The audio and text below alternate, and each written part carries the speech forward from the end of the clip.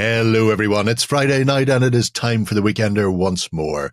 This week's show has a fantasy flavour with a ton of fun for multi-award winning Moonstone and others. On top of that, we also have a fantasy prize from store.ontabletop.com. We have an Age of Sigmar Skaven Spearhead. If you want to be in with a chance to win, pop a comment below this video on YouTube, and you need to be a subscriber to the OnTabletop channel. We check, you know. Otherwise, sit back, relax, your weekend starts here.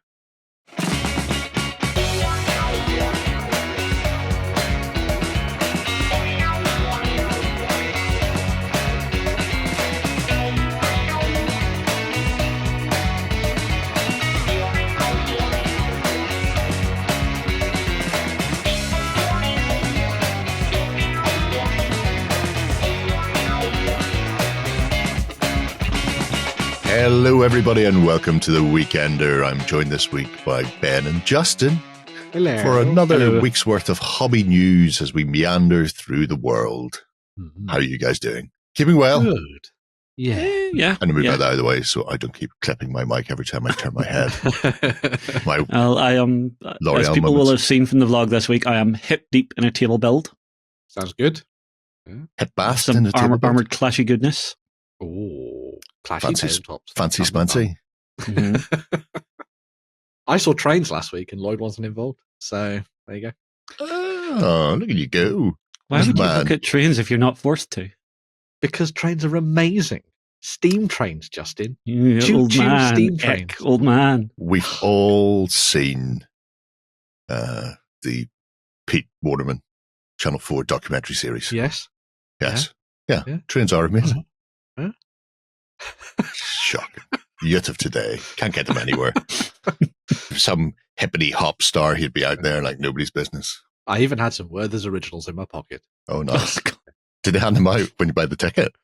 They should have done. But I did have a cream tea on the train, which was very nice.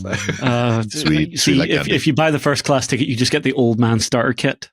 Yes. Well, we had a wonderful first class carriage. It was lovely. We should travel like that more often. It should take 6 hours to get anywhere. That's the. It does with the modern train service. It does. That's true. Yes.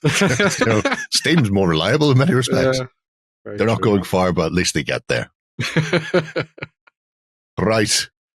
We've nothing to bring you up to speed with this week, which means we can plow straight on into the show with the most important part, the indie of the week. Mm-hmm. And this week's indie is Fighting 15s.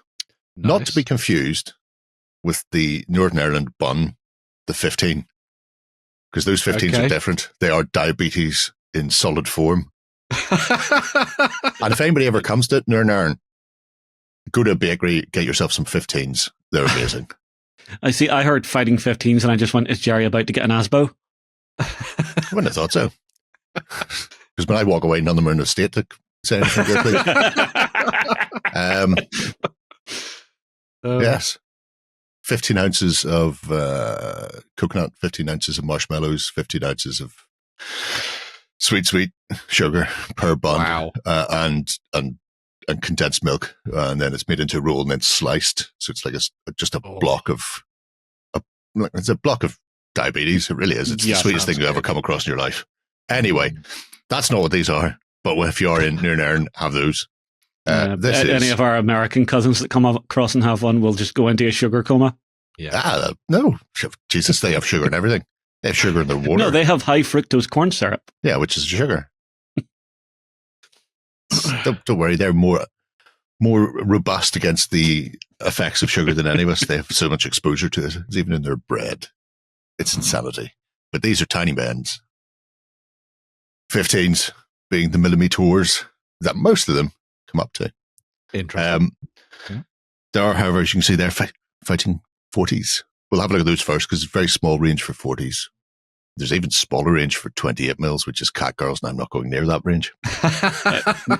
They live there in the third dimension, and that is a dimension that I shall not walk in. So, John should be in this show. Crinkle. Yeah, well, it should be. No, that's unfortunate. Anyway, the Flashing Blade, 40 mil.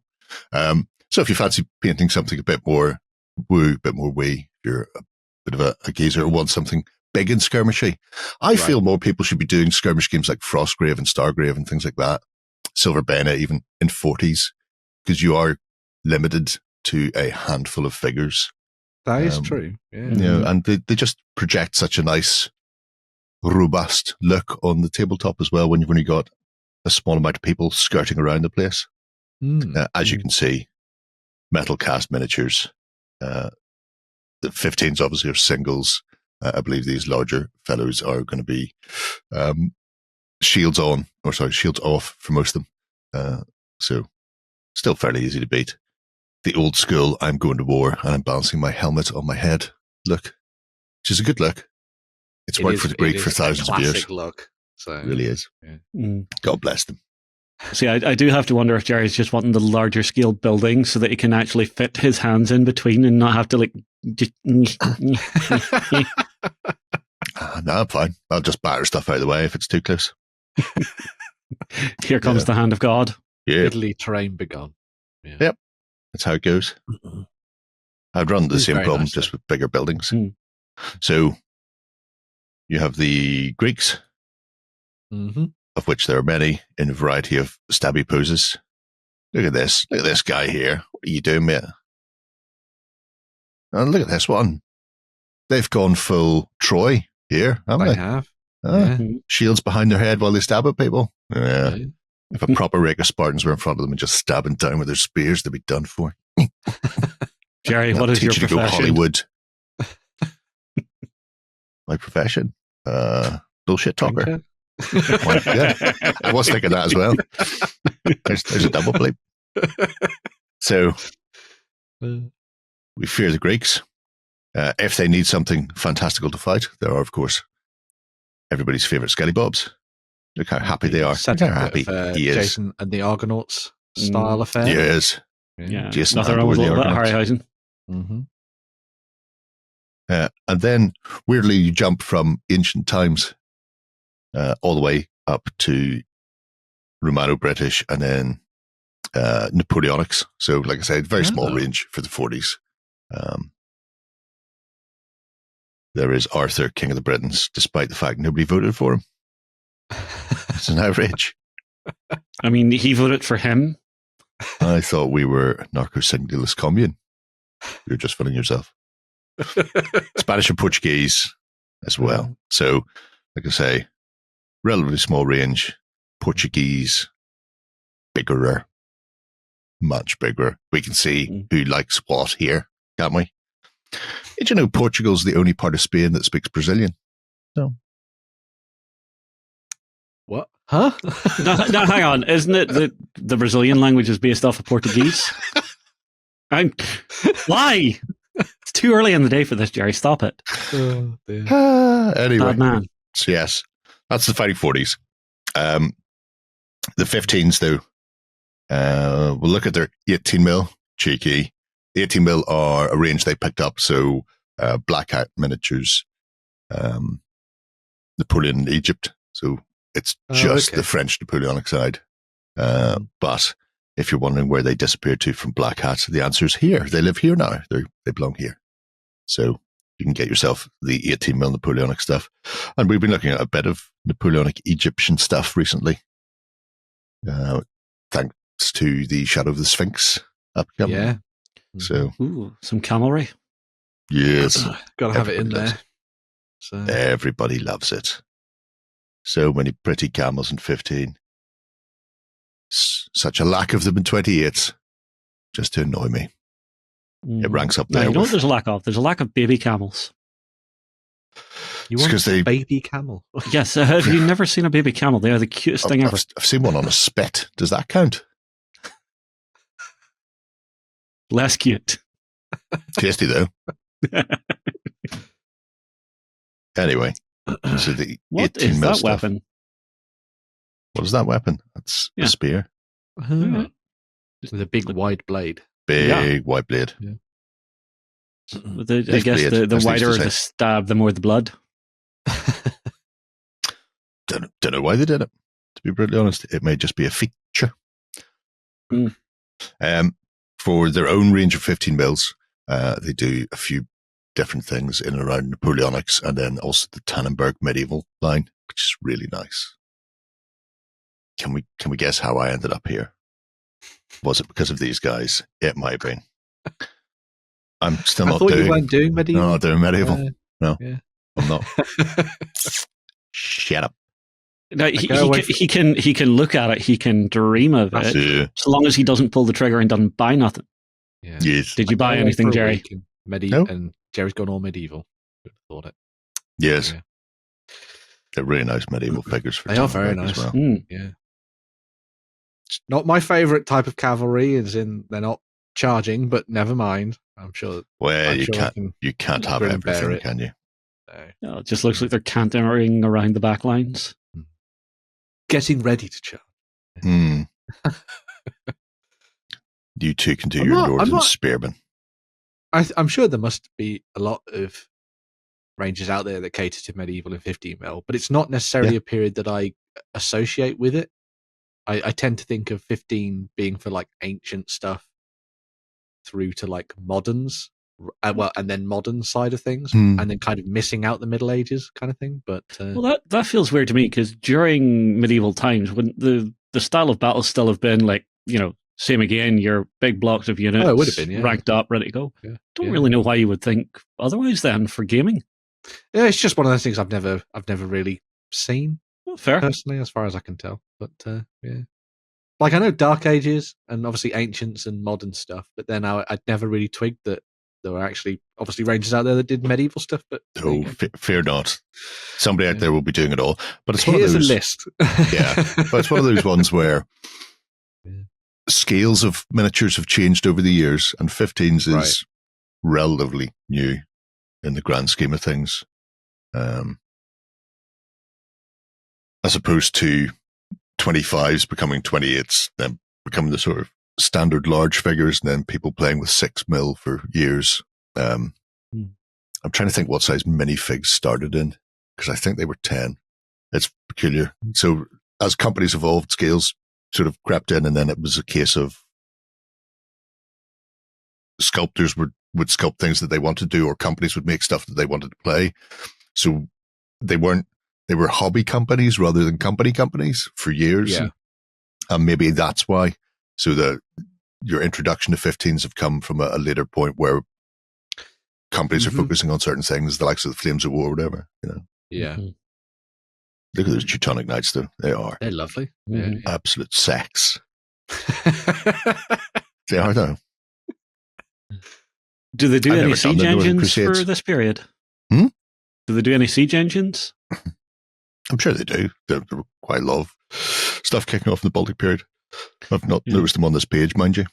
No, that's fair. But I mean, this sort of time period, that's whenever I imagine, your games would be siege warfare centric. I mean, there are plenty of sieges, but yeah, you don't want to get bogged down in a siege because you've got to feed your men as well. And if you happen to be doing your crusade in the Baltics or in the middle of the Holy Land, where the weathers go to extremes, then you end up with a lot of people either cold and hungry or very hot and hungry on both sides. So, yeah, siege warfare is definitely, I mean, it's big, but nobody's up there with Troy, mind you, in their 9-year siege, which obviously definitely happened. Discuss. Anyway, Not at all fictional, no. So Tannenberg, delightful medieval stuff, all the way through from camp followers to various flavors of medieval Knigget. I was thinking, I was going to say, because these packs come with, I think it's like between like 5 and 8 moles per set, as far as I could tell. That seems like a pretty decent buy-in price for doing something like the Baron's War or something, and playing around in kind of a skirmishy medieval game rather than necessarily going big, if you know what I mean. But then doing that thing where you dive into a skirmish game, play it on a slightly smaller table, etc., or just play it on the same size table but have more of it to play around in, I suppose. But that might be it's the joy of smaller scales. You can either play it out on a 2-foot board, or you can stick to your with individual figures, or maybe a couple multi-based, or go the whole hog and play on your standard table, but with lots of them.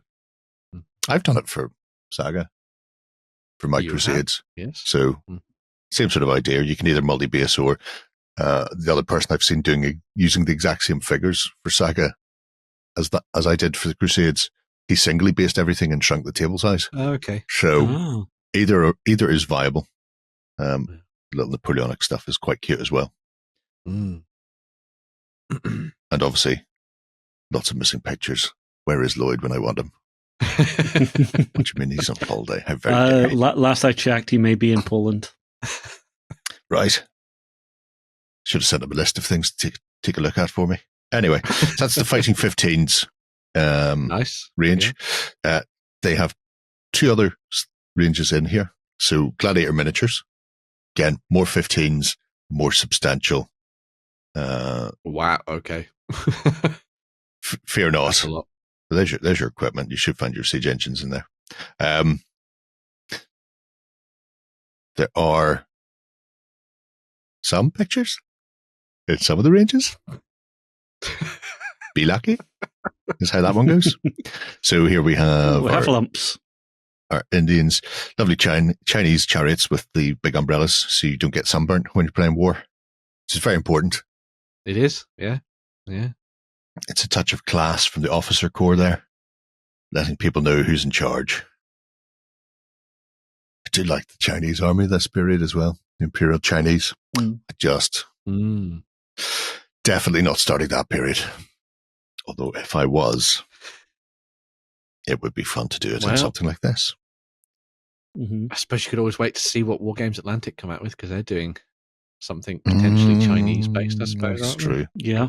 I did see all the Imperial Chinese stuff that they'd rendered out 2 years ago. Yeah. Maybe more. Anyway, could go either way. Who knows? Tiny baggage mules. Baggage carts are important. Baggage camels are importanter. The little rioting mob has me curious. Just open your window, mate. Look outside. Welcome to Ireland. Plenty of them around. ECW. Let's see what's in here. Denied. Oh dear, Ben. I'm crossing my fingers for pictures because I like this period. Not for you, my friend. Not for you. I'll have to dream what they look like. Well, this is the thing about historical websites, especially the older ones. People know what ECW figures look like. That is true. You know, but the uniforms are. It's not like fantasy where they go Space Blob. You go, I wonder what the Space Blob looks like. Well, the ECW guys look like humans in English Civil War accoutrement, generally poking each other with pikes or shooting each other with muskets. I suppose at that point, if you like the sculpting from the rest of the range, then you're like, well, these are probably going to be nice as well. So, yeah. And of course, you can always send off your postal order. Your little mail order for a copy of the photostated catalogue and a sample pack of random miniatures. Probably. That's how I got most of mine whenever I was a kid. Need your Carthaginians for your Punic Wars. Nice. Do all the Punic across the board. So like I say, the Fighting 15s are slightly, they're still 15 mil eye level, but 17 mil head height. Probably match slightly closer to the Black Hat stuff. Gladiators are closer to the 15. So, right.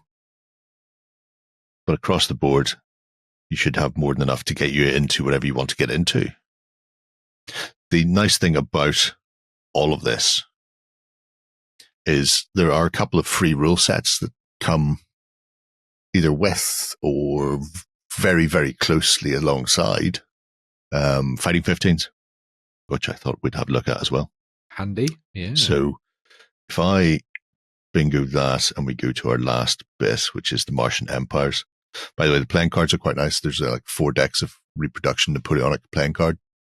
Ooh. If you happen to need a deck of cards that look kind of Napoleonic-esque, they look good. The Martian Empires are 15 mil. 18 mil. Martian war on the red planet itself. So this is post the invasion of Earth. Wow, wow, wow. Ba, ba, ba, ba, ba, ba. However, it is a blend of H.G. Wells, Edgar Rice Burroughs, so Jules Verne. So you've got sort of all of their various sci-fi-isms melded together. I like it. Yeah. Which means then you can have things like your little red weeded planets and red, black, and white Martians. I'm trying to remember all the flavors that they had in Edgar Rice Burroughs' John Carter books, because each of them says they're separate races on the planet. Yeah. Depending on how big, how many arms. Sure I only remember the remake movie or the movie or whatever it was. I've not seen it. I've heard it's actually quite good, but I've just not seen it. It's not bad. Yeah. I just think it was out at the time when there was a lot of movies like that. So the British Expeditionary Force, all wearing their little gas masks to deal with the Martians' black smoke. Fool us once, shame on you. Yeah. Fool me 7 times, shame on you again. They're really cute. The cephalopods. Let's have a look at the aliens, because again, we know. See, there's one of the 4-armed fellows. There's a cephalopod with smoke projector. Ooh. You don't want that coming at you, toxifying your world. Can't use that outside a pub now. No, can't. It's terrible. He's just running around with a hoover. If only it sucked. Unfortunately, it blows. Or if you happen to be on the receiving end, it both blows and sucks. That's true, yeah. So, aerial cephalopods as well. Go team, go. These are great. And these are nice because 15mm historical range is smashing. And like I say, you know what you're getting. Even if you can't see pictures, you know what you're getting if you want to get some Carthaginians or Romano-British or Anglo-Saxons or whatever it happens to be. But these are a whole Galvey bucket of madness. All the evil brains. Including the tribal infantry. These are the ones that you're probably familiar with then, because they were in the John Carter film. Yep. They were, yeah. Rocking all the weaponry. Mm-hmm. Which is all delightful, as you can imagine. Now, Prussians. We'll have a quick look at the Prussians, and then we'll saunter on. Clockwork infantry for the Cossacks. Oh, that's cool. Paint them metallic. Move on with your life. Be so easy. It's a good way of doing it. Got an entire army of Clockwork Prussians. Why? Because I didn't want to paint anything else. That's how that one goes. Slap on the metallic, slap on a wash, away you go. Yeah. So there are rules in here that you can download. And, well, they're a free set of PDF rules. So place a free order and then download them. And then you too can be playing around with 15mm Martian tripods or a 6-legged tripod, which I feel is cheating. That's what it is, though. Double the tripod. It's double the tripod, twice the fun. Yeah. There's Ludlow, the British version. Go. Crap, mechanical tripod, go. To get into space. These looks like it's built by Wallace and Gromit. Yeah. It's called Ludlow, which is nice. Ludlow. I'm assuming it's got a similar naming convention to tanks in British service. Yeah. Probably, yes. Yeah. Anyway, I'll have a look at the rules in a moment, but I would say the Muslim Games has a Napoleonic rule set called Huzzah. Huzzah lives on the Muslim Games website itself. The writer of the Martian Empire's rules was one of the playtesters for Huzzah, and it shares commonality between the rules. So these are both in here, and this Muslim Games little blog thing has some interesting bits about the games themselves and links to their face page groups, things like that. And there's even some little painting guides and stuff on the blogs as well, which are quite nice. Lovely. If I go there, look at me with my manual handling. So this is Martian Empires. So because it is 15 mil, it is multi-based miniatures, not skirmishy types. But it's a comprehensive 46 page plus QRF. Yeah. And it starts off with, there's Mike's background for it, where he came from. It starts off with a little blurb about the war with Mars, like I say, melding all of those various sci-fi types that he wanted together into one Mars expedition, where they land on the planet covered in red weed and start slapping all around them. The Cephs. So it is command and control based, 2d6. And it's like order tests. So 2d6 and low is good, double ones, great, 11s or 12s, terrible, don't do those. And the game itself works in almost multi-phase. It's I go, you go. So turn, whole turn followed by whole turn, but you've got your command and control to issue the orders, and then the units will potentially carry them out or not. So the terrain generation is interesting. So when you're playing a game, you divide up the table, and then roll to see how many pieces of terrain are in each section of the table. So when you're playing a chance encounter, you build the board before you play on it, depending on the amount of players, which means it does mean you have to have access to a lot of stuff. I will say, for old school players, that's not going to be an issue. For new players, felt is your friend. Brown felt and blue felt can be cut into strips to make roads and rivers that will go anywhere, and is incredibly cheap. Classic. Just go and buy yourself a chunk of brown and blue felt, and if you need hills, green. And you need high hills, books, green circles stacked up underneath. Don't be afraid of a 2D table. Yeah, I'm not.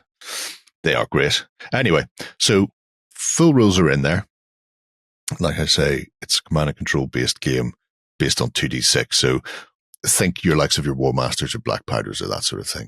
Where you're following orders, but with the added benefit of having Martians, which you don't often see in War Master or Black Powder. Right, that's very true. Yeah. None of them with a cephalopod black smoke gun.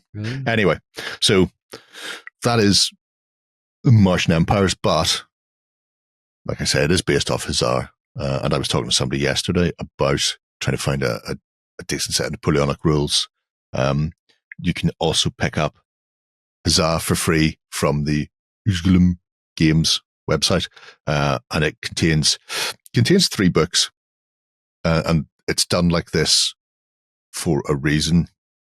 Book 1, which is the full Napoleonic rules, skippy, explanation of why, Ian Marsh, the writer, and there's the Martian playtester. So, as before, same sort of explanation. The rules themselves are, 30 pages? So it's not a big book, but as you can see, it's text heavy. Yeah. If you are playing through this and you run into problems with trying to get your head around things, book 3 is diagrams and FAQs. So if you're going, how do I base my miniatures?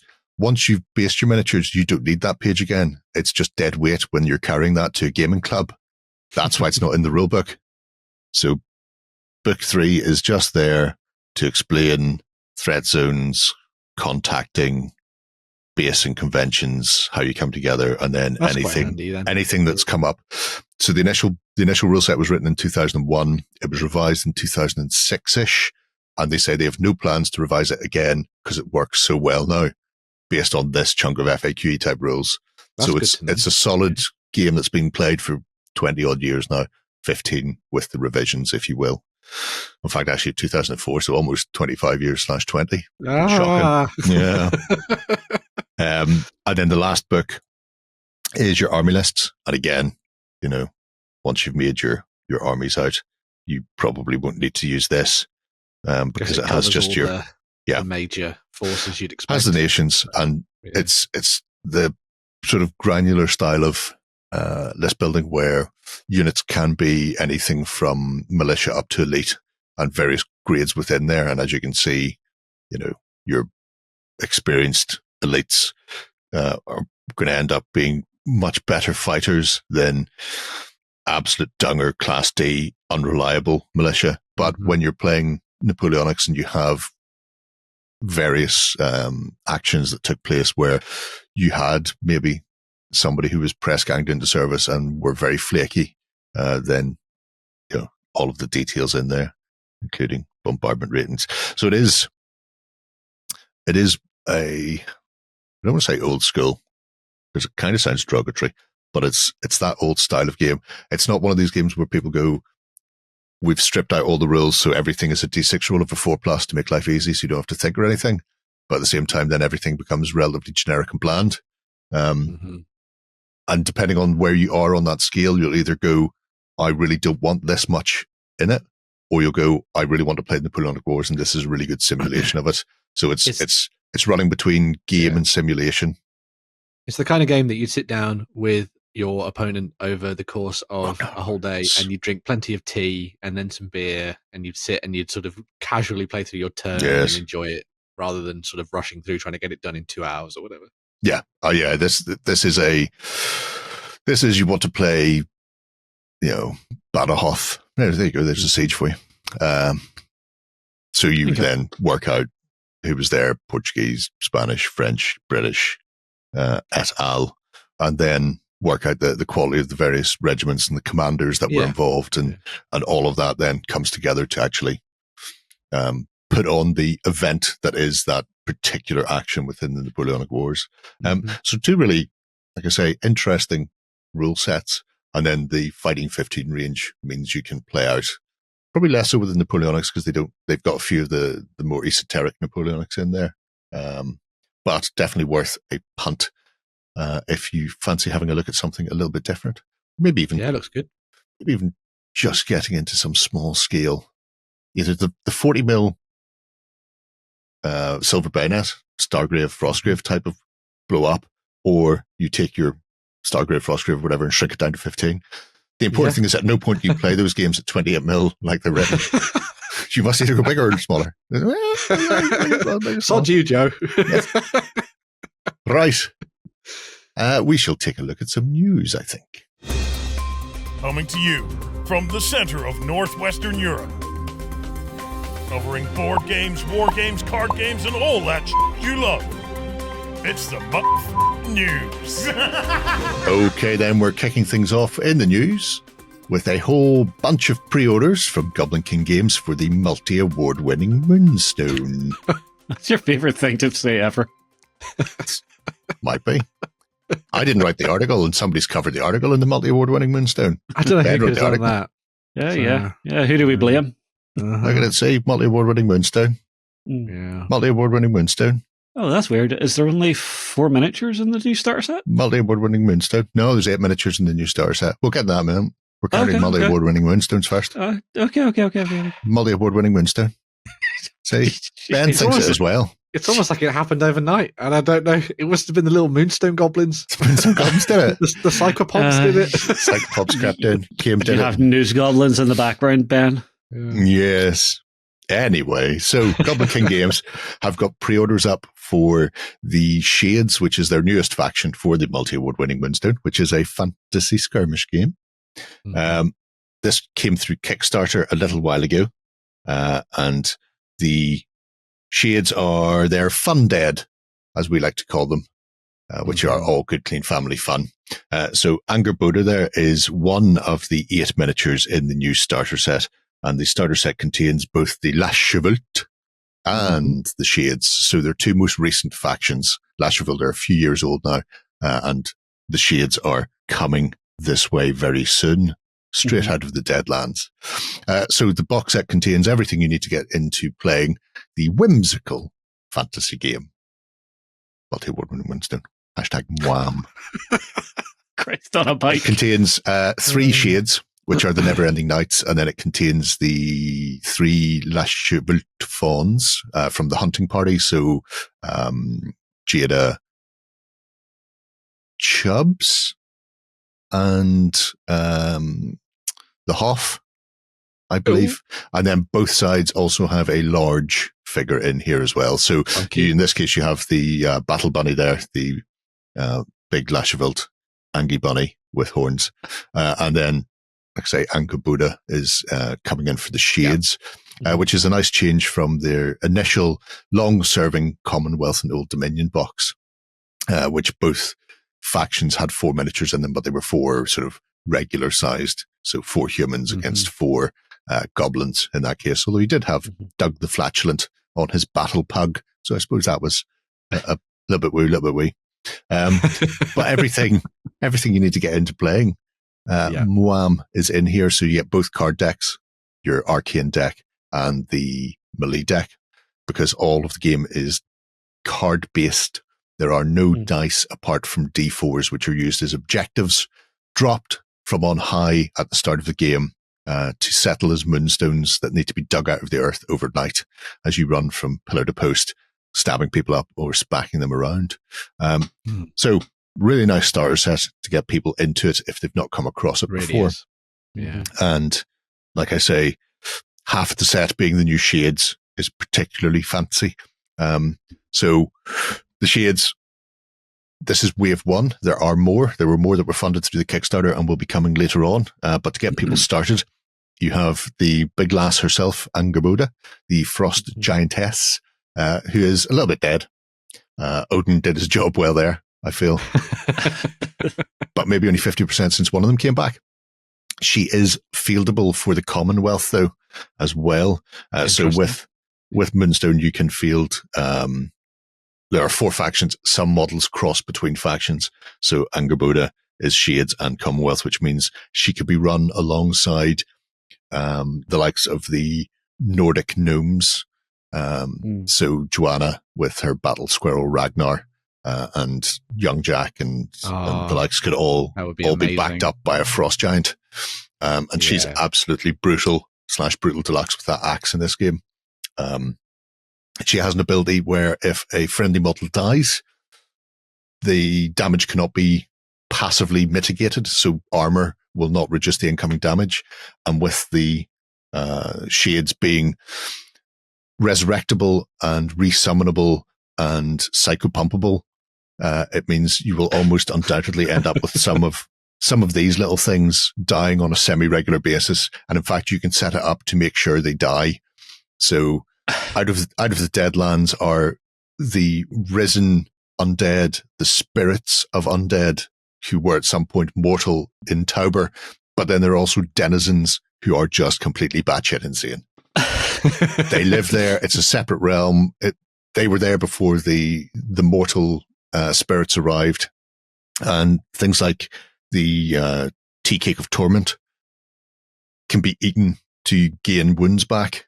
And then you can resummon him and somebody else can eat him to gain wounds back. So there are synergies within the faction, which means if you know he's going to die because you're going to eat him, then all of a sudden her damage becomes unmitigatable and she can just cleave into people.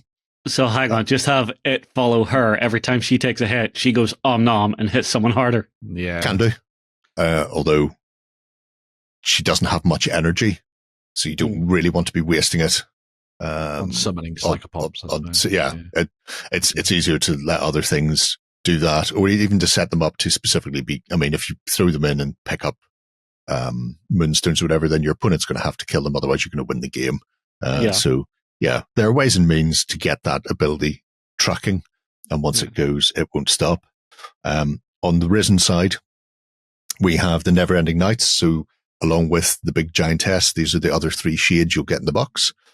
So Negroli there, who's a knight in his fancy armor, and that's a little bit of a homage to the fancy armorer Negroli, who actually, if you Google his name, you'll find armor that looks not dissimilar to that, because he did the very Baroque filigreed armor in Milan. So that's just really nice. Then there's the poor cleric. So you've got a monk here, Greymane. He unfortunately had his head crushed. When he was resurrected, he was missing a head.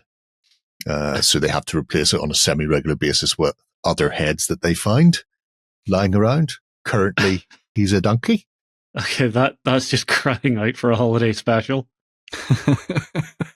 It's, you think that's Baby Jeebus on his shoulder? No, That's the donkey. No, Badger.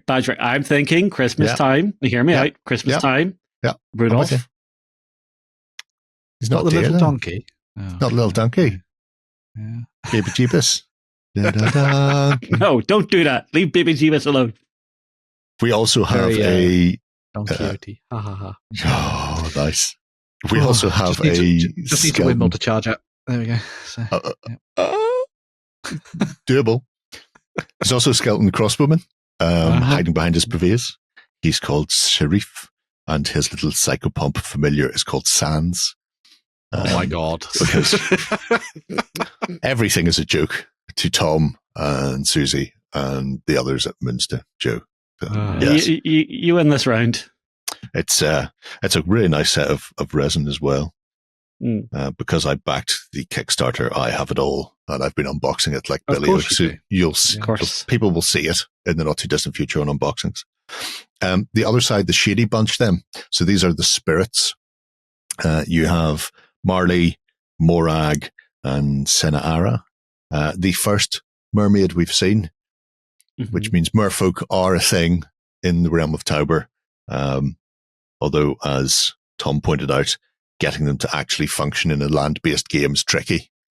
So having a dead one is okay. But the fact that these are spirits means you can run them as a mix, spirits and risen. So you've got your corporeal and incorporeal forms, or you can go full spirits or full risen, or any combination therein. And Moonstone really is about the synergies that you can build within them. Yeah.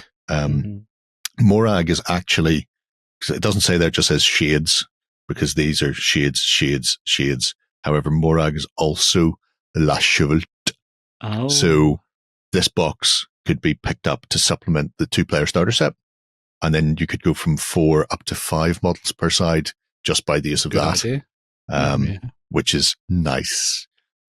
Also, I will say, if you are planning on picking up Morag at any point for the La Chevalte, look at what she can do with the witches. So the 3 witches for La Chevalte are filth. One of them has an ability where they take half your remaining wounds off you. Morag has an ability where they take the same amount of wounds you've suffered this turn off you. So you can look at something like a 10 or 12 wound giant or troll, and they can 1-2 punch. They go 6 wounds off. You've suffered 6 wounds, take them off. Bam. Just saying. So hang on. You went from really nasty to war crime. Yes. But it's the only way to do it. Anyway, so La Chevalte players, get Morag. Anyway, moving away from that, the psychopomps are not alone in the wonderful world of the Deadlands. There are also weird things that exist there, like Hieronymus Bosch on acid. So we have the Jester up the back is Jerry Eyre. We also have Rory the Lion. Because we've never heard Derriere. No. Oh dear.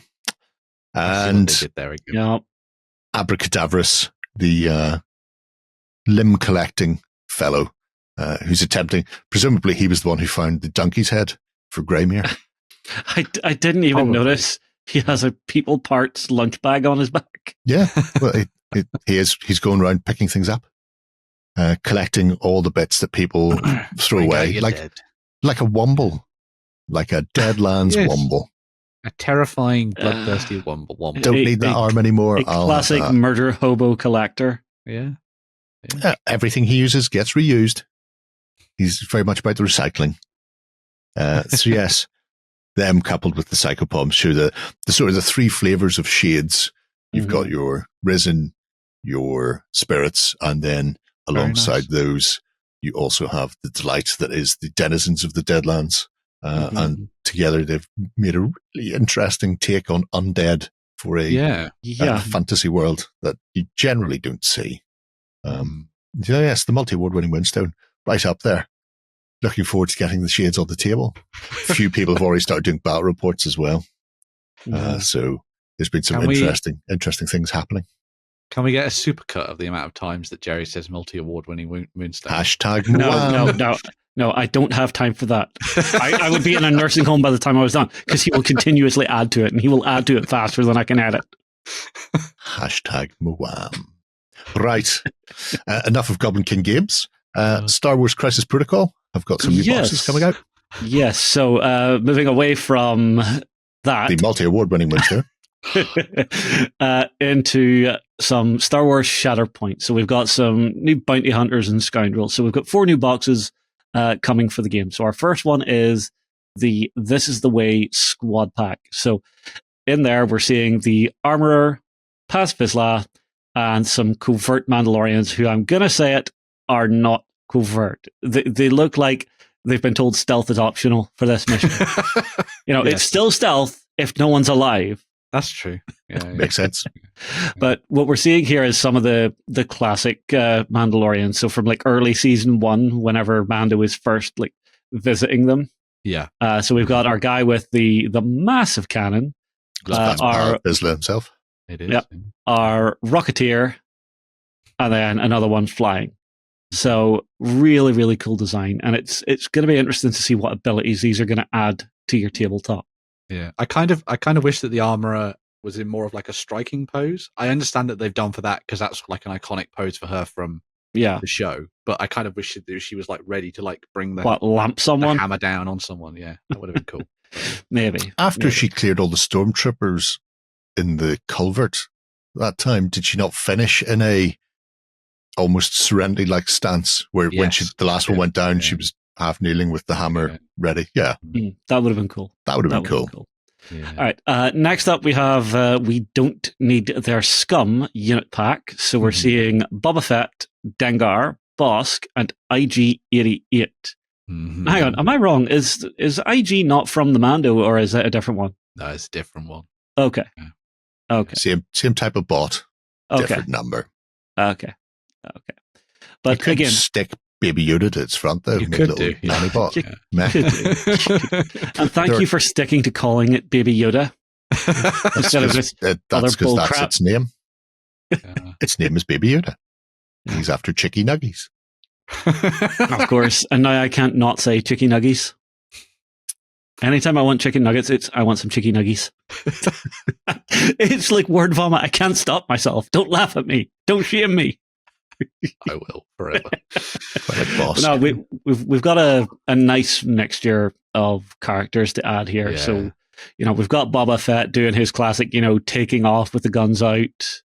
About to fly into the side of a barge. Unfortunate. I like Bosk the best. I think he just looks badass. I'll have to go hunt down some Wookiees. So cool. Yeah. That pose is so ultimately Bosk. I mean, it's okay. He's fine. He's no Dengar. Dengar, I think, gets looked over an awful lot.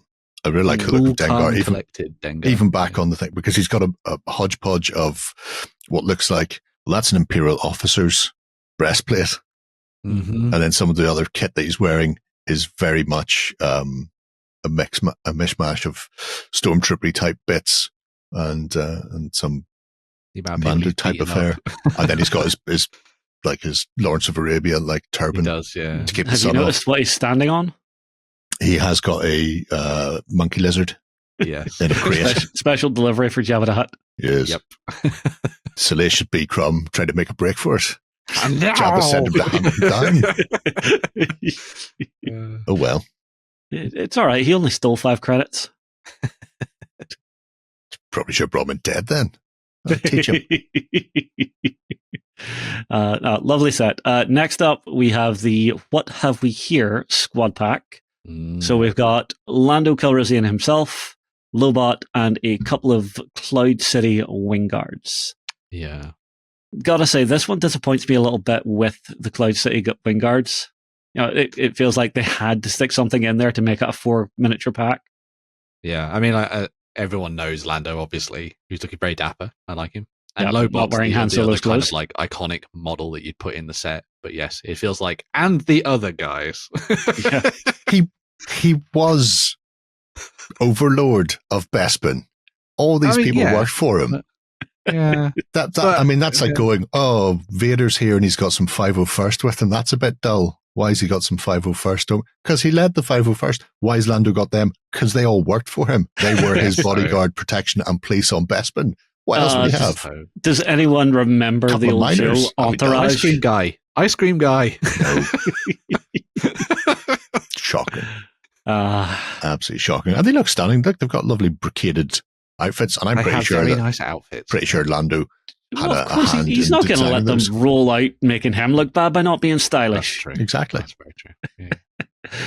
Yeah. Anyhow, our last one is the maximum firepower squad pack, which will include General Veers, a snowtrooper lieutenant, and a couple of bog standard snowtroopers. So this one will be interesting to see how Veers affects the rest of his units on the table. Mm-hmm. I think the idea is that he buffs like your standard troops, like your units that you add on. Work harder.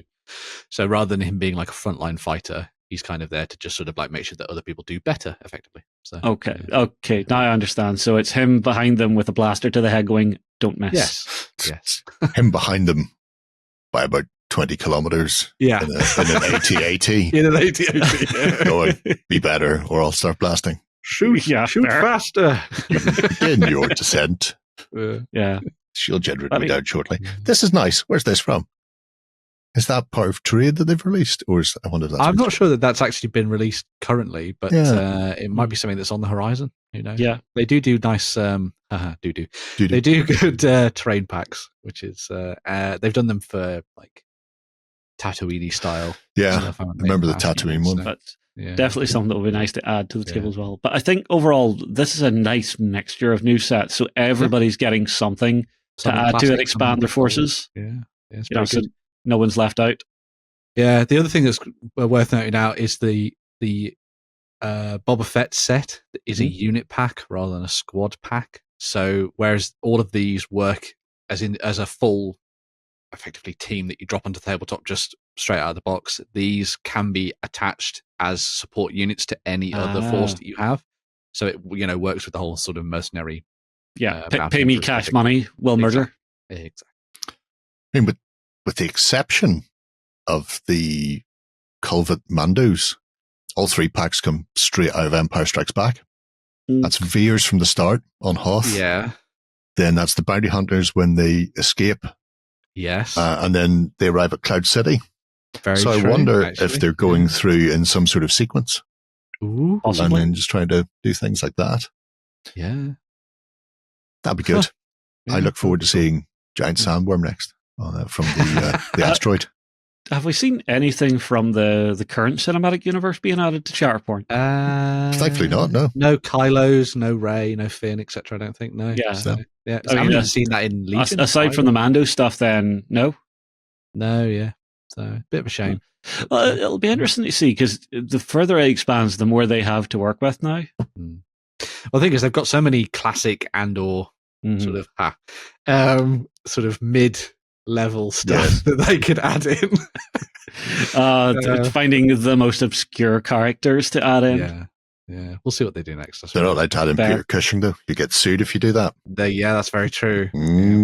Yeah. Anyway. Naughty. Very bad. Right. Up next, a big galvy bucket of fantasy pre-orders from Mantic.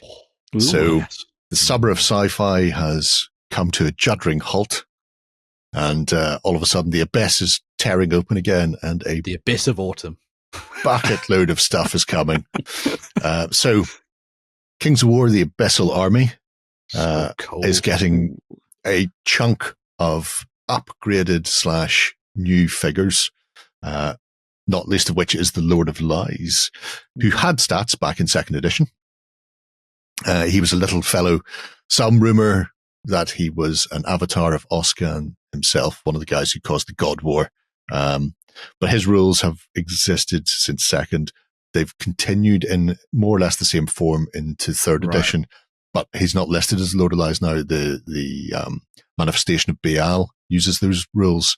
So this Lord of Lies is now going to be sort of a legendary upgrade for the Abyssal Archfiend, one of the big guys who comes clawing his way out of the lower circles of hell to slap people around. And he's still got his deceiveriness in the rules is manifested by his ability to disrupt opponents' auras. So auras are 6-inch or maybe 9-inch bubbles that give beneficial effects to your units, like re-rolling ones when you hit, or re-rolling ones when you go to damage, or things like that. Maybe rallying to give you a buff to your nerves so you don't run off as much. If he gets up close and personal, that aura switches off. He whispers into the ears of the people, encouraging you, and goes, "No, don't help them. You suck. Let them die." He's the guy that had to follow behind Caesar going, "You're only human." Yeah. I think he follows behind everybody going, "You're immortal. I'll see you soon." He is very heavy metal. Whopping chunk of resin. Yeah. Replace that axe with an axe. Don't go brutal legend. And, yes, have a big guitar. And amazing. Would be cool. Yeah. I'd really like to look at alternative head as well, with he's also a little helmet. Just as a note, he's half the price of a Bloodthirster. So if you're looking to have an alternative miniature in your 40k army or your Age of Sigmar army, there you go. Bloodthirster's £100. Because so he's the Archfiend is 40, so. And the Lord of Lies is 50. Yeah. And I know some people were complaining about that. That is a solid mass of resin. I will say, if there's an alternate head, it would have to be something special to beat what he's already got there. I really like that. He's grinning away. Big grin. Yeah. He's got really high cheekbones as well. He's like Cillian Murphy. He's such a good model. He is your best blue steel. Yeah. So.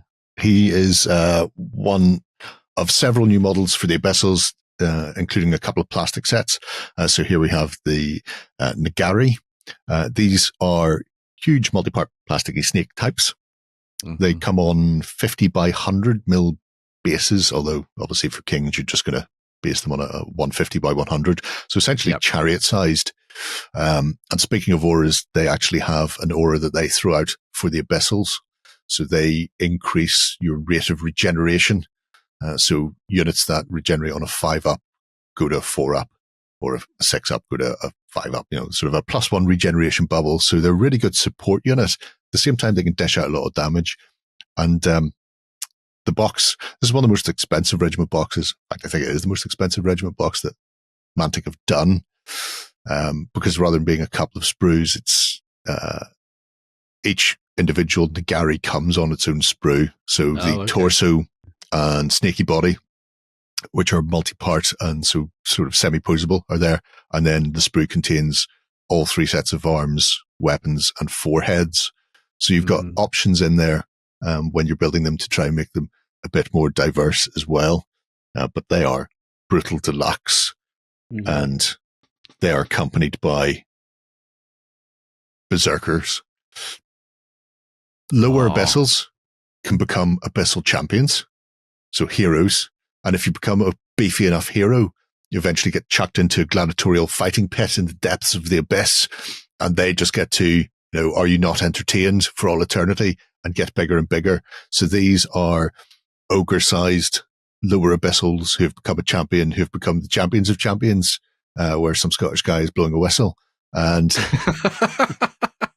at the abyssal berserkers, it says they're going to have a ton of attacks. Not sure how many attacks is a ton. I know other berserker types have around about 1/3 more attacks over sort of standard troops. So a load of attacks, regeneration as well, which means then if you have them close to the snake-like Nagari, then they're going to become a really difficult unit to remove from the tabletop. So even though they don't have much armor, normally you'd hope to shoot them off, but they'll be regenerating those wounds as they go up the table and then slam into the side of you with all the dice in attacks. Lovely jubbly. So if you want them dead, you really have to mean it. Yeah. Oh, yeah. Reach out and touch them. They are accompanied by some packs as well. So if you haven't got Abyssal armies already, you can see here the Warlock on his little fat throne. He's actually on a little cushion being wandered around. Yeah. So there's a spellcaster. You've got a succubus champion. You've got Nefrit, who is a absolute filth wizard with a ton of fireball attacks, and then an abyssal champion. So someday he hopes he'll grow up to be a big berserker, maybe. Or maybe he's seen what the fighting pits look like and hope he never grows up to be that. Who can say? He's that E4 who doesn't want to get promoted. Yes. Yeah. I really like the aesthetic of the Forces of the Abyss because they've gone for kind of classic devil vibes, but very much in sort of like that style of sort of old dungeon keeper, which I really like. So you could kind of you should put together a little soundboard that plays as your approaches. So what? Whenever the big one comes out, just hit a button and you just hear Master of Puppets. Yeah. Slapping them all. Obviously, there are also armies coming, so both regular and mega. In here, you can see the sort of, I think this is all bar her, so that succubus champion is resin. But otherwise, your new abyssal berserkers are plastic, succubi are plastic. They've been given a wild charge buff and pathfinder, by the way. So for anybody playing, they've got a longer charge and they can run through terrain without being hindered. They're going to come. People are going to really hate seeing succubi on the tabletop, although they weren't particularly fond of them to begin with. Lower abyssals, which can be made as both hand weapon types and also as the fireball throwing. And then all the lower abyssal sprues have little imps on them that you can then make into your swarms as well. So good chunky sized beginning army, or there's the mega army if you want to add in things like the Cronius, the Master of Time, and a whole boatload more of the new models with your Nagari as well. Just how big the Nagari are. Yeah, it's showing just how chunky those new plastics are. Because all the infantry is just regular 28, and then you see the Negroni that are just Nagari, sorry. That are but even seeing those berserkers, just how much bigger and beefier they are. Super cool. They are brutal deluxe. I will say, ambush set wise, because they've done ambush sets for a while now. As far as savings by Grabthar's Hammer, what a savings! I think getting this box is only like a $5 or more than getting them by themselves. Oh, okay. It's like ridiculously good value if you're already an existing abyssal player and just want the berserkers and the Negroni. This is the way to do it. You can absolutely grab those and fill your boots. A ton of stuff coming for the abyssals. They've also announced this year's Clash of Kings. So COC 2025 is coming. This will include the updated Trident Realm list that came out at the start of the year, which had been sort of in beta until now. So the printed version, it's already on the companion. Likewise, the new abyssal regiments will be going onto the companion in, I want to say it's November, when the actual models are due to hit the shelves. So it's like the first week in November, because these are pre-orders at the moment. But alongside the updated lists, the usual balancing that they do with the other armies as well, which may be adding some new formations or things like that. They're also going to be adding in command dice. And command dice they've used for Firefight, Warpath, and Dead Zone for a while now. And they are going to be presumably an optional rule, although the internet has obviously shat itself whenever they said we were going to add command dice. People go, oh no, the sky's falling. But then they added in extreme magic before in a previous COC. So that was never actually a fundamental change to the rules. It was if you want to put in the big spectacular magic, you can. Likewise, this should be an interesting way, because every army in Firefight or faction in Dead Zone that uses them, they have command abilities based on the commander you take. So if you take a stealthy commander, he has stealthy abilities that might mean things like your models can move with and then fire without being seen. Or if you take a really aggressive one, then maybe they get to reroll charges or something like that. I imagine it will be something similar. So depending on the nation you're taking, whether it's dwarves or free dwarves or abyssals or Trident Realms, they'll have command abilities tailored to certain heroes. And then by taking those heroes, you'll have access to them. So if you play a specific play style, then this should help enforce that or reinforce it. They've not said anything either way, shape or form, just that they're coming. So I'm curious to see what they do. Maybe we won't get formations. Maybe they'll be just going whole hog on the command side of things. But I quite like it because you can always pick and choose between them when you're playing as to whether you include any of these things or not. Mm-hmm.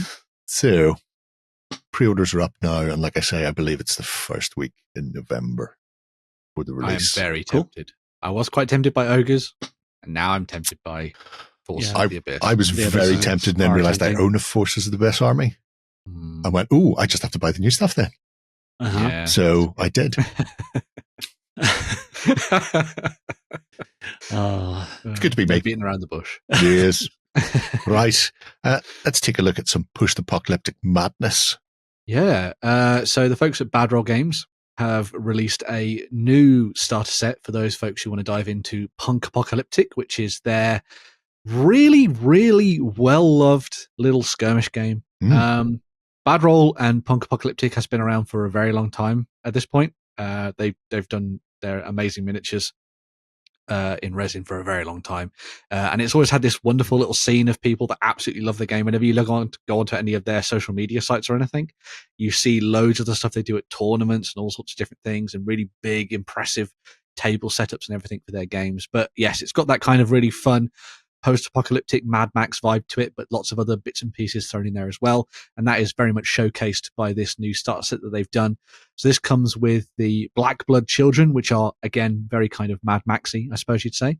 And you get this really fun little set there, covered in oil and all sorts of different things. And plenty of burns, where they've clearly got too close to the fire. Why has someone souped up an e-bike for the apocalypse? Why would you not? It's an e-bike. That's not intimidating. But if that one of your Boris bikes, well, if that's the only thing that you've got close to hand, that's some Gen Alpha bullshit right there. But so obviously you get the Black Blood Children in there, which have existed in the range already, but this set gives them a new miniature as well, which is quite fun and exclusive to this set. Going up against them, you've got the other side of things. And this kind of goes into that sort of like alternative post-apocalyptic stuff. So this is kind of going down the Native American First Nation style of sort of vibe for your army, which I think is quite cool. Well, and yes, a very fun little set there with lots of interesting ways for you to take your painting and stuff. And they also get an exclusive miniature as well. And somebody summoning up some strange force from the other side, perhaps. At the front. Kind of looks like some sexy floor dancing. If you say so, yeah. Cue the bad synthesizer music. Yeah. But I absolutely love Punkapocalyptic's miniatures. Yeah. They are gorgeous. Stunning. Mm-hmm. It's one of those games I keep meaning to look at. Because they're just it's in Spain. They're not a million miles away. Yeah. Mm-hmm. It's this and Bushido are those two games out there that seem to have this really loyal fan base that has been sort of working away behind the scenes. To keep their games ticking along. I will say, as you say, their actual miniature collection is fantastic. There's loads of really good stuff in there for references to things like Mad Max and other post-apocalyptic stuff, and also pop culture as well. These miniatures that you get as part of this set are high-quality 3D prints rather than sort of like traditional resins. But as you can see, they're looking great. So I'm sure a lot of people are going to be snapping this up and diving into the game. We want to find out more. Follow the link in the show notes because there will be a link to their full website where they have all of the lore and everything else for the world of Punkapocalyptic, which you might actually have to look at in more detail as an indie maybe in the future. I'm sure we've done it in the past, but it would be fun to come back to it, I think. Question. Feathers or cannabis? Bit of both. I think one may lead to the other. Yeah. I don't think all of those are Native American. I think those are the descendants of hippies. Yes. Get off my land. In the future, even the hippies have to fight. I do say the Furby tied to the front of the e-bike is my favorite thing ever. Very good. Yeah, it's great. It's very good. It's the only way to deal with Furbies. Otherwise, they get around and start biting your fingers off. Show me love. Oh, it's all right. There are pages and forums just dedicated to majorly creative ways to destroy them. Love it. Not that I've looked at any of those, I promise. Yeah. All the time. A good hammer. Yes. Right. Yes. Up next, more from the garden. Yes. So the guns of Hecate or Hecate, I think it's Hecate, isn't it? That's the way you meant to say it. And Ramshackle Games are working together to add more of their Nekroplanet Grob miniatures to the tabletop. So obviously these were designed by a gun of Hecate and then produced by Ramshackle Games for you to use on the tabletop. They are very, very good for those people who want to dive into that kind of Inc.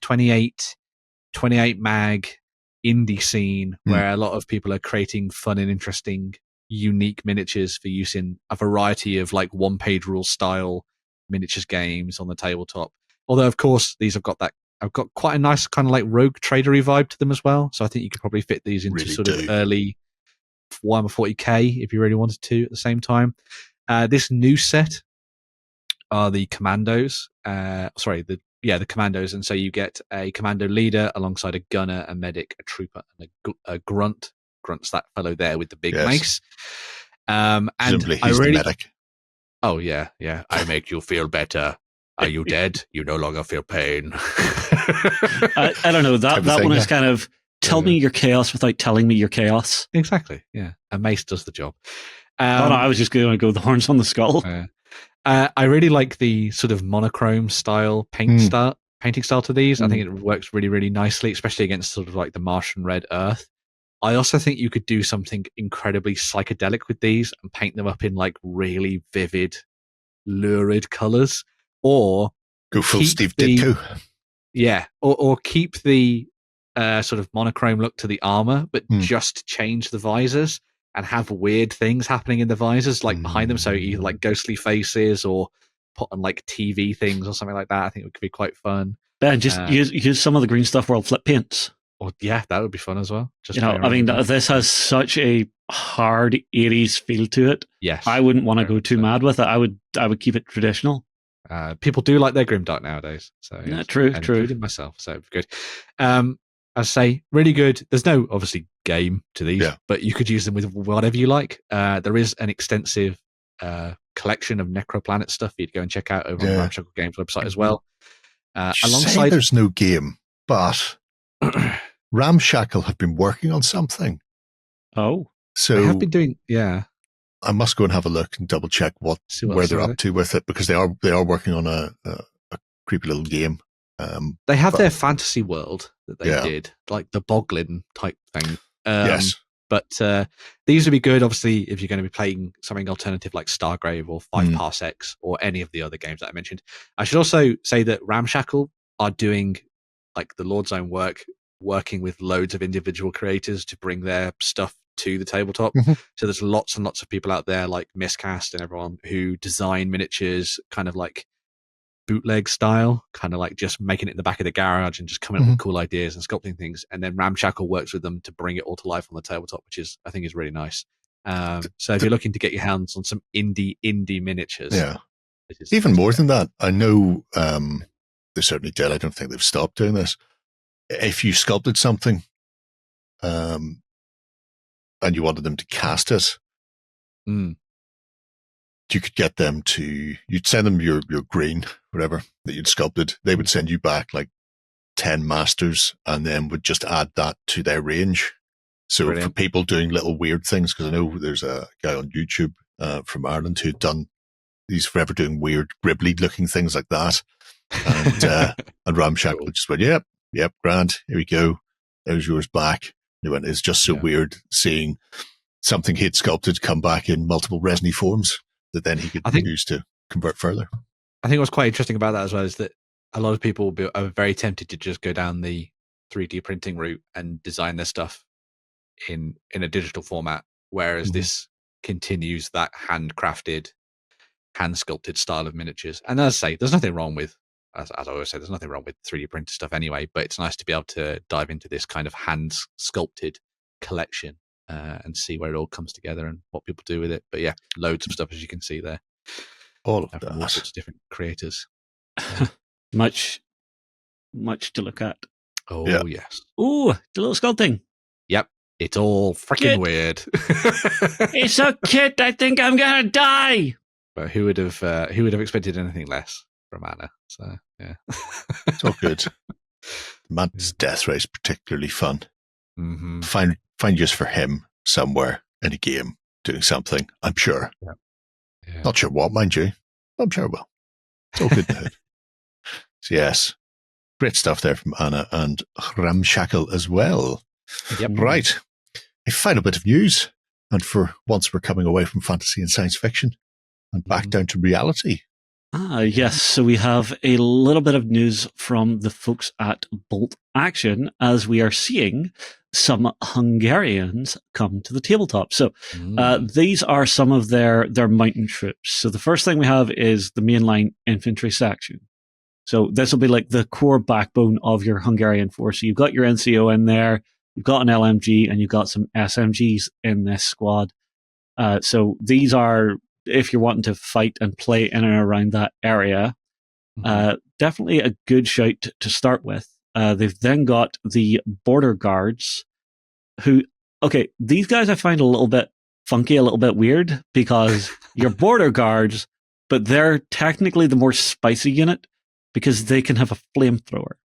Yep. I mean, yeah, you don't like illegal immigrants, but damn.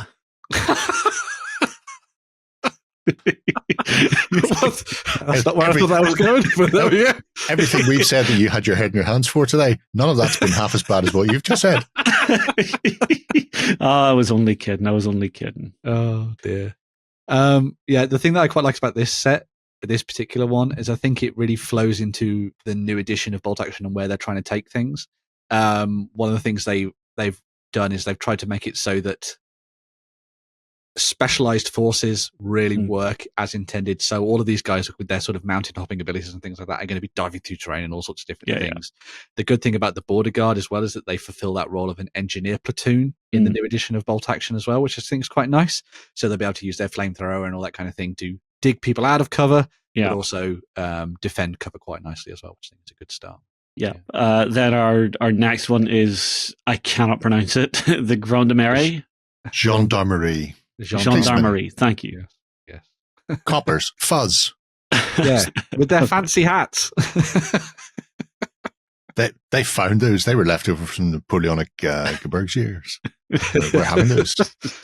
We found these in a haberdashery. How do we tell people we're not regular military? Fancy hat.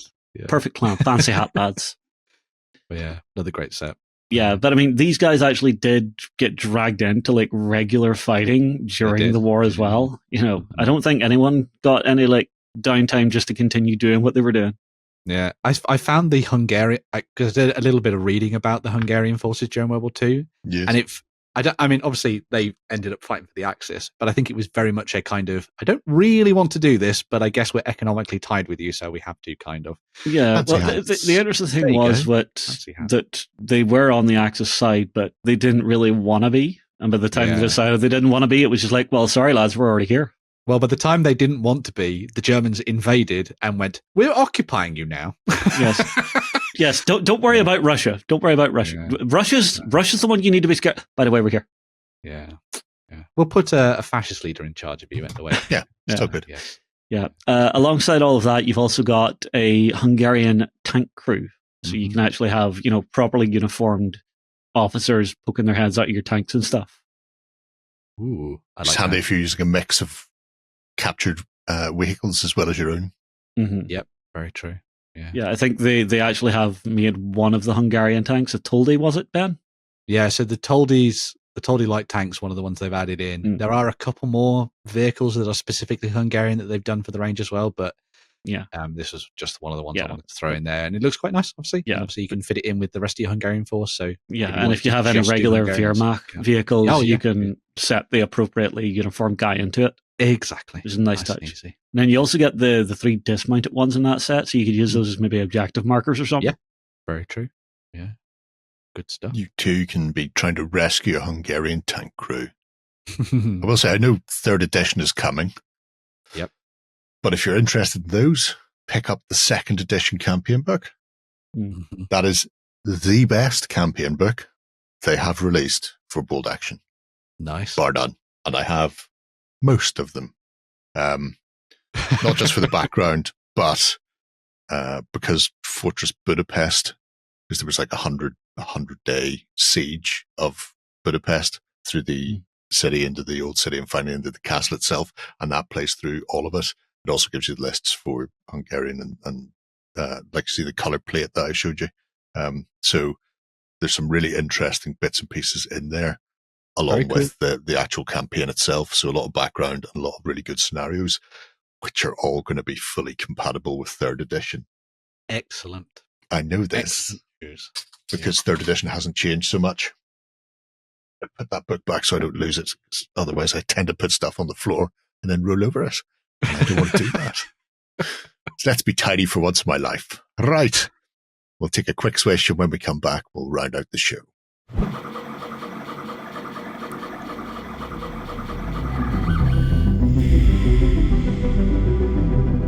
Okay then, Ben, some 3D printing. Greytide Studios.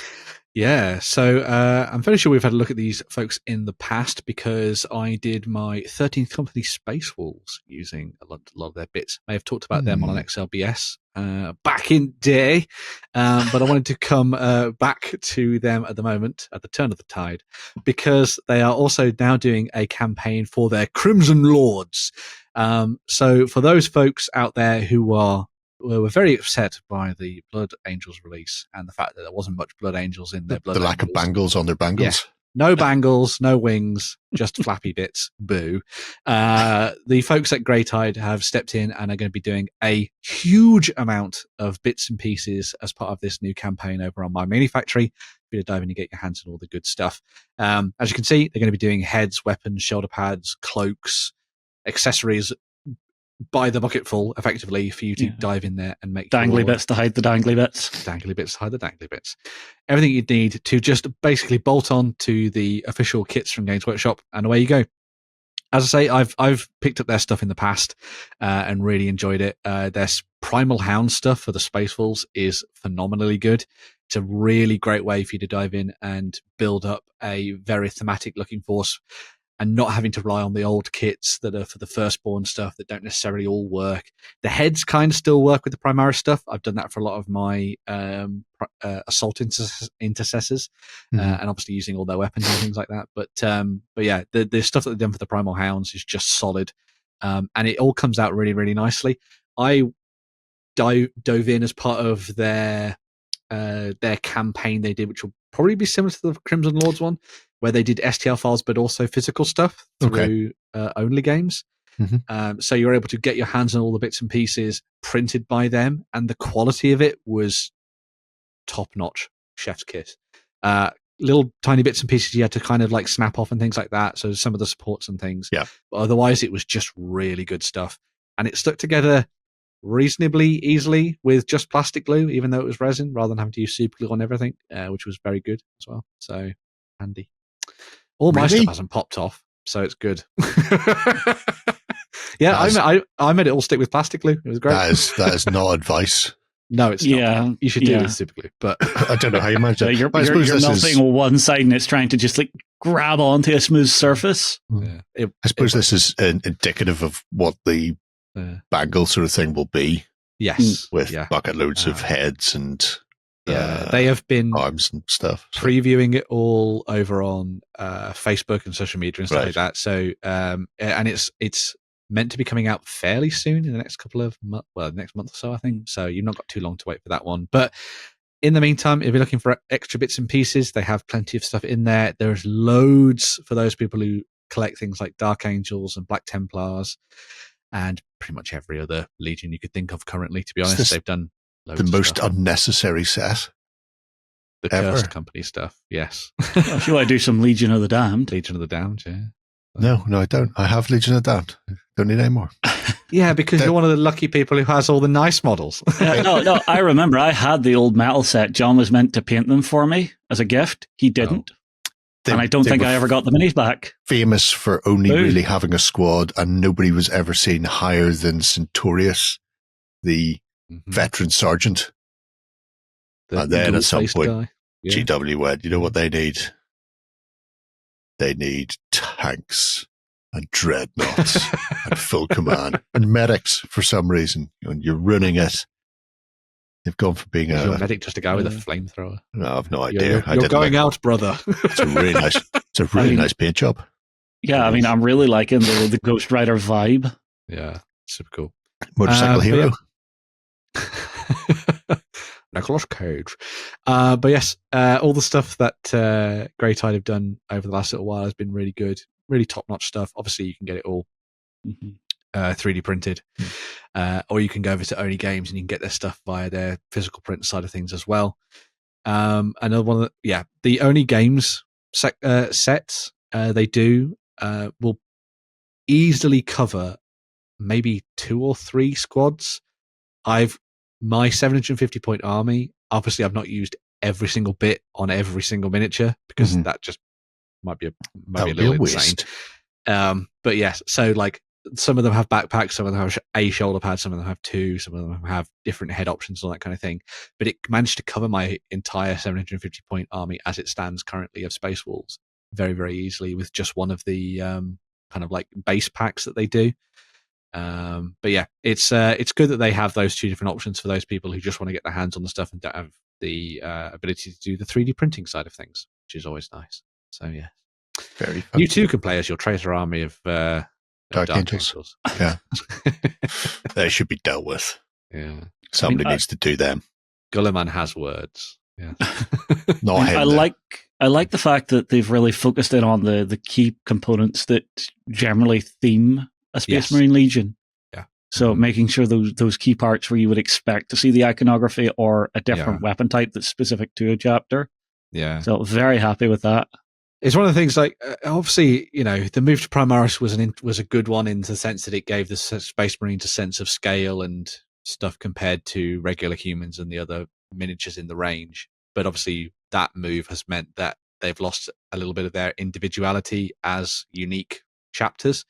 And one of the nice things about what Greytide have been doing, and obviously other creators as well, like Cromlech and all sorts of other people, is that they've gone back in and they've gone, well, what's missing from the upgrade sprue for this particular faction? All the things that made them feel unique and fun and interesting back in the day. So we'll bring those back and throw them back into the mix, which is always nice. So yeah, very good stuff. Yeah, it's impressive, and I'm very curious to see what they're going to do for the Blood Angel set of things. Yes.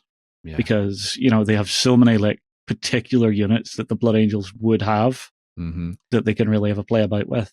Well, I also like the fact that they've done this particular set for upgrading your dreadnoughts. I have one of the dreadnought upgrade kits, and I used it for my Invicta tactical warsuit because I didn't like the fact that it was just a big baby carrier. So I just put a big.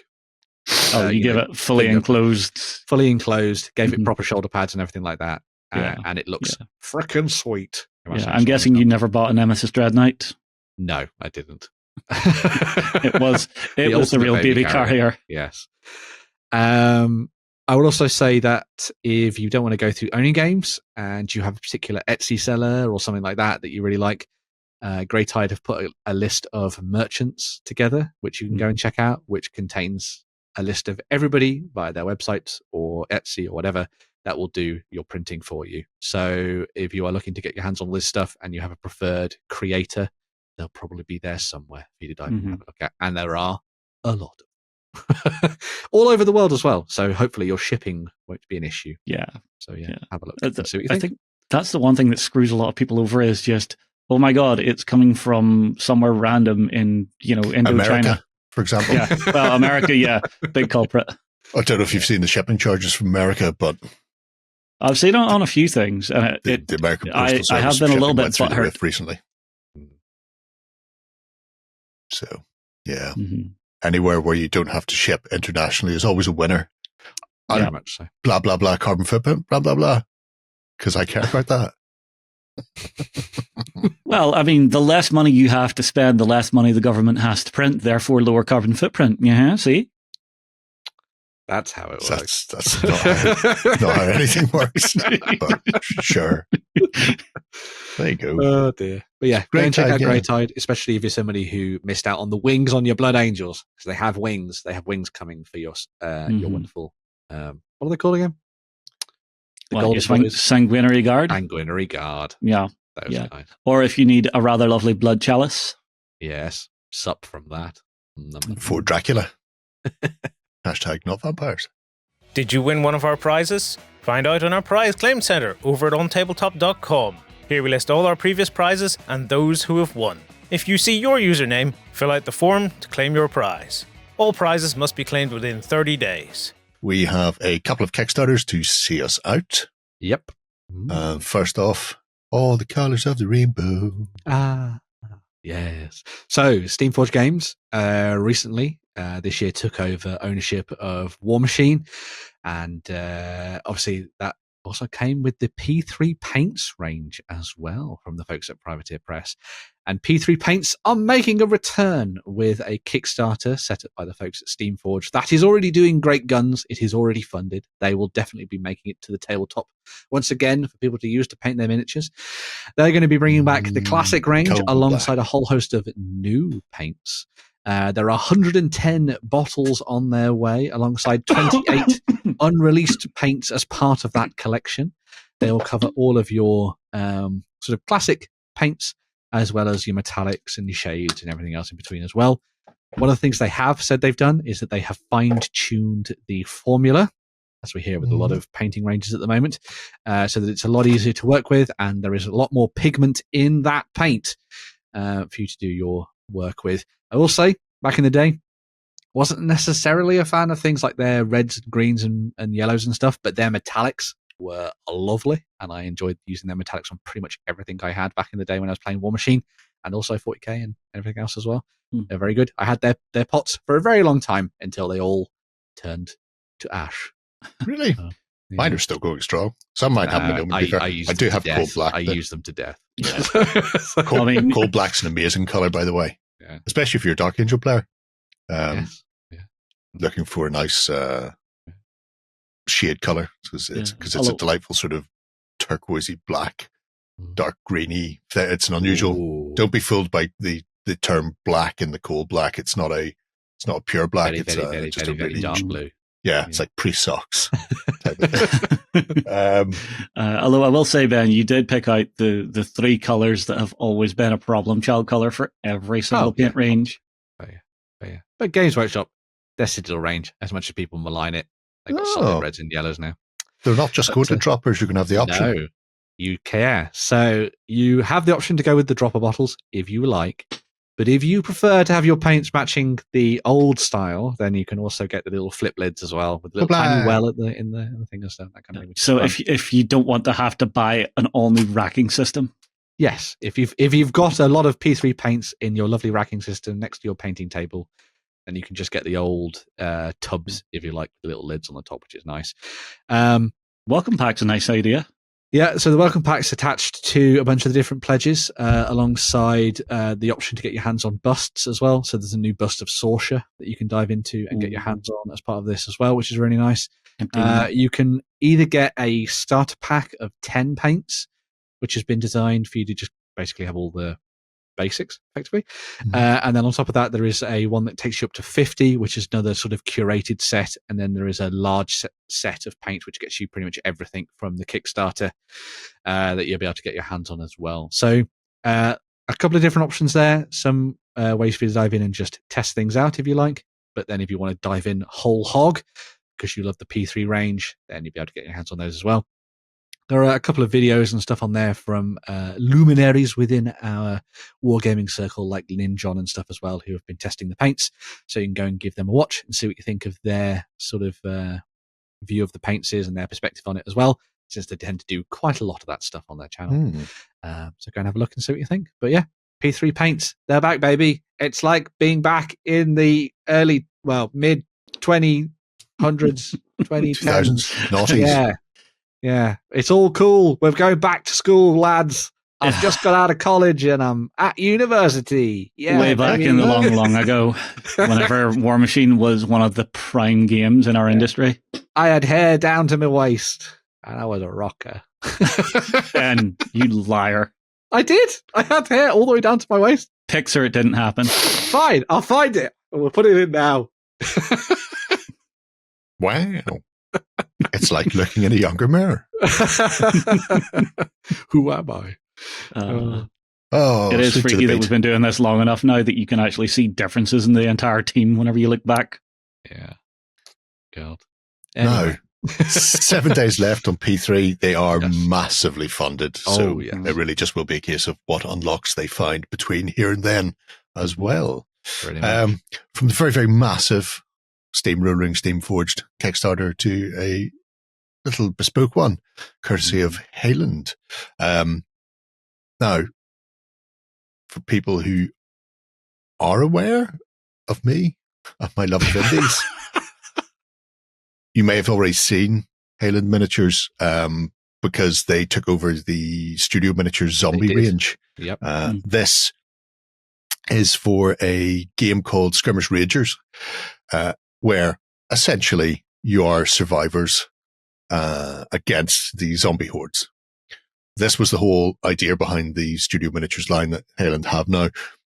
They are all classed as either survivors or zombies, and your survivors can be anything from pop culture references to man on the street to people at a Renaissance fair, which is where the Medieval Mayhem range comes from, looking not dissimilar to a certain Monty Python and a Holy Grail discuss. So the Rager set is essentially, this is to fund starter sets to get the game out there in front of people. You can already pick up the game along with its expansions from Hayland Studios anyway, or Hayland Terrain. I must not mix the two companies' names together. That would get confusing. So this is essentially a little jiffy bag pack that contains the rulebook, tokens, dice, a couple of survivors, and then the heroes to play against them. As you may see there, these are obviously survivalists / some form of military who have survived and are dealing with the threat. The fact they look like two sergeants from Platoon, neither here nor there. Don't focus on Elias and Barnes. Why would you even think they're Elias and Barnes? Who even brought this up? I don't know. Anyway, so you've got two survivors. Look into the eyes. And you've also got your Wombies. So 28 mil Wombies. Now, I went digging because this brew obviously existed already as well, just so people can see. They don't all look like that. It is, in fact, 4 civilian bodies, 8 heads, 12 arms, 6 for each side. So you have a bit of flexibility, but you can build them very quickly if you need to have shambling zombie hordes here, there, and everywhere coming for you and your friends. As well as the miniatures, the game itself contains everything you need to play. Like I said, it has the full set of polys. The book, while small, is not small. So it's A5, but it's still like 170 to 180 pages long. It's a tome. The idea behind this is you are playing characters, you are playing specific survivors. You're not just playing high school jock. You are semi RPG style of character design in here. So there's a lot of detail because the range is quite extensive already from the models just from themselves that you can pick up. And then obviously you can grab whatever you want from wherever. So if you happen to have the Scooby Gang from Hassle Free, you could stat them up as well.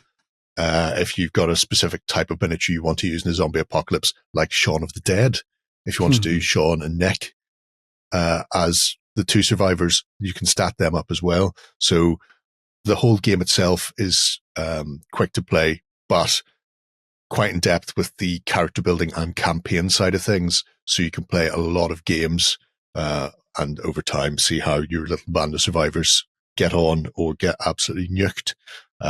They've also, as you can see here, stretch goals lined up. So Zombie Tap,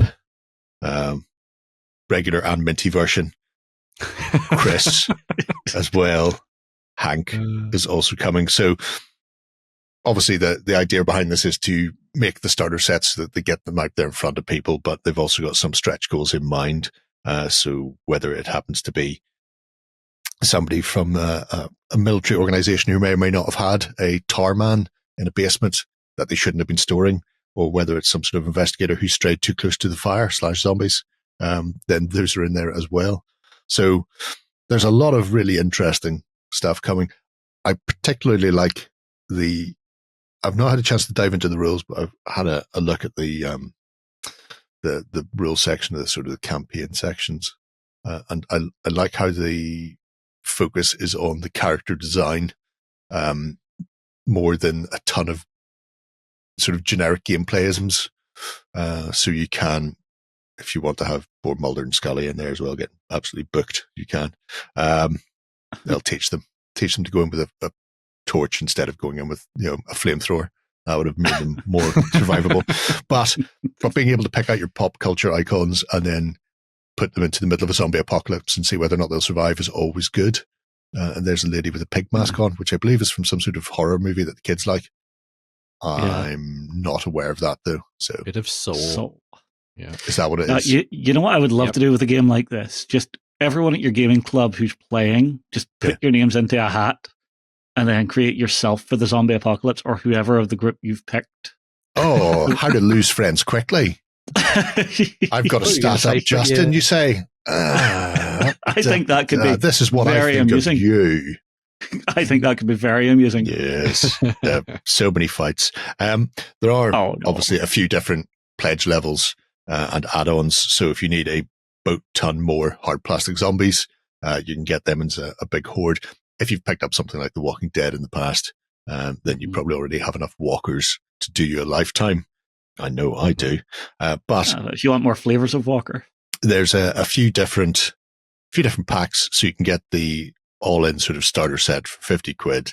There was limited numbers, so there's only a few that was left. But the bag itself, will give you the Survivor, 20 walkers, and the tokens you need. That's your starter set. Or if you want the expansions. So, like I say, Medieval Mayhem exists, which is the range of Monty Python the Holy Grail adjacent Renaissance Fair people, including also, Kevin Farley and, little director, Jewish fella, Annie Hall. What's his name? Woody Allen. There's a Woody Allen miniature in there as well. So if you want to do some sort of weird Renaissance Fair thing, you can do those as well through the Medieval Mayhem supplement. So the game itself is Skirmish Ragers. You've got your core rulebook, which is 20 quid by itself, or like I say, you can pick up Medieval Mayhem or the Hollywood Havoc ones that includes a boatload of things like, Lethal Weapon, Miami Vice, Stallone is there in Rambo form, Snake Plissken is there. So all of those Hollywoodisms are kicking around to expand it. You can get the books already if you want, or the various zombies as well, including there's somebody kicking around in a body bag with just the legs sticking out. The legs have got free, but it's still zipped up to the top, so it's not going to be hurting anybody today. But yeah, the range has been going for a while now, and like I say, we've looked at it before as an indie. It's absolutely spotty dog. There's some spectacular stuff in there, and do some be great tempting. figures. Be it fun and functional or pop culture based, there's something in there for everyone. Like you can even do Memphis and Ohio. I wonder what they're from. I'm yes, seeing Sons of Anarchy and Mayans in there. Mm-hmm. Yes, yeah, all of them. Even some poor bugger who's got bloody fleet because he got caught with his trousers down and shoes off during the zombie apocalypse in a tower of some description, probably. Anyway, wait, is that Woody? Yes. Yes, it is. So, like I say, Skirmish Ragers from Hayland Terrain. Absolutely corking range of stuff already, and hopefully this will get it out in front of a lot more people. There's 6 days to go. It's already funded. So if you fancy a bit of post-apocalyptic, or I suppose mid-apocalyptic zombie nonsense, that's a really interesting set of rules to go for and give it a swizz.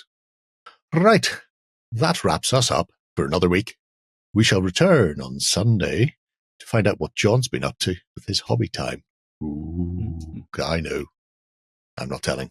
If you're not already a cultist, you can join us for a 30-day free trial over at OnTableTop.com, and we'll see you there. Otherwise, we'll be back here next Friday night for more of the same. And until then, have a great week of gaming. Bye-bye. Go ahead and check out our other content on screen now. And while you're at it, why not hit subscribe and remember to ding our dong. Go on, you know you want to click it. Go on.